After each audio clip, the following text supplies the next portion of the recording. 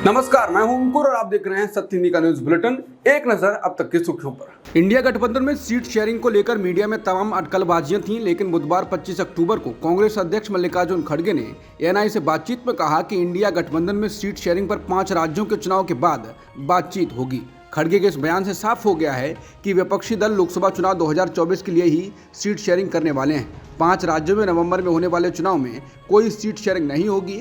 हालांकि चुनाव की तारीख घोषित होने के बाद समाजवादी पार्टी और आम आदमी पार्टी ने एमपी और राजस्थान में अपने प्रत्याशी घोषित कर दिए हैं। बीजेपी सांसद निशिकांत दुबे ने अपनी डिग्री पर सवाल उठाए जाने के बाद टीएमसी सांसद महुआ मोइत्रा से तीखे सवाल पूछे हैं। निशिकांत दुबे ने कहा है कि अभी सवाल उनकी फर्जी डिग्री का नहीं बल्कि पैसे लेकर सवाल पूछे जाने का है।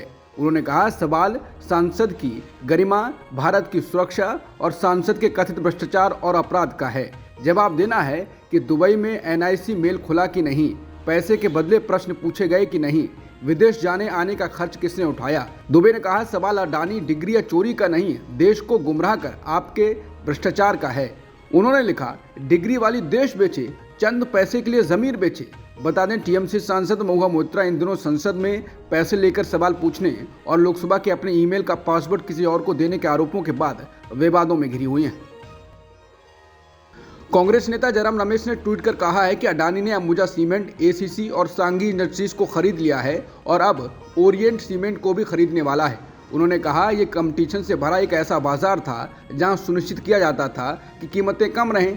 अब उसे सिर्फ 2 बड़ी कंपनियों के द्वारा नियंत्रित किया जा रहा है। मोदी मेड मोनोपोली से महंगाई बढ़ाकर जनता को लूटने का ये सबसे ताज़ा उदाहरण है। जयराम रमेश ने कहा, याद कीजिए, इस वर्ष अप्रैल में रिजर्व बैंक के पूर्व डिप्टी गवर्नर वीरर आचार्य ने भारत में महंगाई बढ़ने के लिए कुछ चुनिंदा बड़ी कंपनियों को जिम्मेदार बताया था। मोनोपोली करके ये कंपनियां 10 से 30% तक कीमतें बढ़ा देती हैं। लूट का ये सिलसिला तभी रुकेगा जब प्रधानमंत्री सत्ता से बाहर जाएंगे। लोग सब देख और समझ रहे हैं, आने वाले चुनावों में इन सबका जवाब दिया जाएगा। संयुक्त राष्ट्र महासचिव एंटोनियो गुटेरेस ने कहा है कि 7 अक्टूबर को हमास ने इजरायल पर हमला ऐसे ही नहीं कर दिया, इसके पीछे एक विचार, एक त्रासदी है। उन्होंने ये भी कहा कि फिलिस्तीन के लोग लंबे समय से इजरायली कब्जे वाले इलाकों में बदतर जिंदगी बिता रहे हैं। इस बयान से इजरायल खासा तिलमिला गया है। हारेज अखबार का कहना है कि इसके बाद इजरायली मंत्रियों और नेसेट सदस्यों ने यूएन विरोधी बयानबाजी शुरू कर दी। इजरायल ने यूएन महासचिव से कहा, उन्हें इस्तीफा दे देना चाहिए। इसके बाद इजरायल के वित्त मंत्री एली कोहेन ने गुतारेस के साथ अपनी बैठक रद्द कर दी। इतना ही नहीं, उन्होंने दबाव बनाकर बंधक परिवारों के साथ यूएन महासचिव के साथ होने वाली बैठक भी रद्द करा दी। वहीं फिलिस्तीनी विदेश मंत्रालय ने संयुक्त राष्ट्र महासचिव के इस्तीफे के इजरायल के आह्वान की निंदा करते हुए इसे अकारण हमला बताया है। यूएन से इजरायल की तिलमिलाहट के बीच इजरायली मीडिया से खबर आ रही है कि इजरायल संयुक्त राष्ट्र के अधिकारियों को वीजा देने से इनकार कर देगा। यह खबर यूएन में इजरायल के राजदूत गिलाद एर्दान के हवाले से आई है। एर्दान ने आर्मी रेडियो को बताया, उनकी टिप्पणियों के कारण हम संयुक्त राष्ट्र के प्रतिनिधियों को वीजा जारी करने से इनकार कर देंगे। एर्दान ने कहा, हमने पहले ही मानवीय मामलों के under secretary general Martin Griffiths को वीजा देने से इनकार कर दिया है। उन्होंने कहा कि उन्हें सबक सिखाने का समय आ गया है। यरूशलेम पोस्ट की रिपोर्ट के अनुसार इजरायली रक्षा बलों ने घोषणा की है कि वो गजा पर हमले के लिए तैयार हैं। IDF chief of staff lieutenant general Herzi Halevi ने कहा, मैं स्पष्ट करना चाहता हूं, हम जमीनी हमले के लिए तैयार हैं। आईडीएफ प्रमुख ने कहा, कुछ रणनीतिक कारण हैं जिसकी वजह से जमीनी हमले में देरी हो रही है। हर मिनट का इस्तेमाल सुधार करने में दे रहे हैं। उन्होंने कहा कि सेना जमीनी हमले के सटीक समय पर चर्चा करने की प्रक्रिया में है। देश के शीर्ष नेतृत्व से बात हो रही है। वहीं अमेरिकी राष्ट्रपति जो बाइडेन ने कहा कि इजरायली अपने फैसले खुद ले सकते हैं।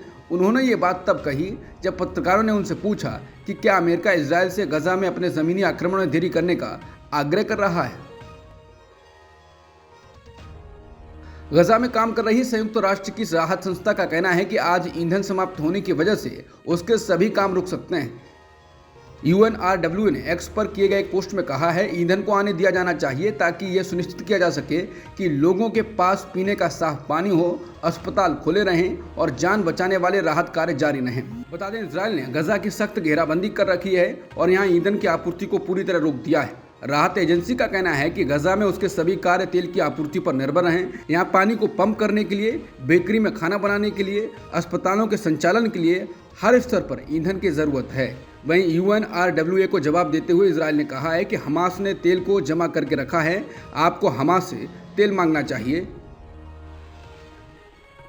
गजा में स्वास्थ्य अधिकारियों के मुताबिक मंगलवार को इजराइल के हवाई हमलों में 700 से अधिक लोगों की मौत हुई है। गजा में मानवीय मामलों के समन्वय के लिए संयुक्त राष्ट्र के कार्यालय का कहना है कि ये अब तक इजराइल हमास संघर्ष में एक दिन में मारे गए लोगों की सबसे बड़ी तादाद है। मारे गए लोगों की इस तादाद की स्वतंत्र रूप से पुष्टि नहीं की जा सकी। हमास के स्वास्थ्य मंत्रालय ने जानकारी दी है कि इजराइल के हमलों में अब तक 5800 से ज़्यादा लोगों की मौत हो चुकी है। इजराइल हमास युद्ध के मध्य पूर्व के अन्य इलाकों में फैलने की आशंकाओं के बीच अमेरिकी विदेश मंत्री एंटनी ब्लिंकन ने ईरान को चेतावनी दी है। संयुक्त राष्ट्र सुरक्षा परिषद में बोलते हुए ब्लिंकन ने कहा है कि अगर अमेरिका पर ईरान के प्रॉक्सी ने कोई हमला किया तो अमेरिका निर्णायक जवाबी हमला करेगा। संयुक्त राष्ट्र सुरक्षा परिषद में बोलते हुए ब्लिंकन ने कहा, अमेरिका ईरान के साथ संघर्ष नहीं चाहता है, हम नहीं चाहते कि ये युद्ध और फैले। अब तक की सुर्खियों में इतना ही। बाकी खबरों के लिए बने रहिए सत्यहिंदी.com के साथ।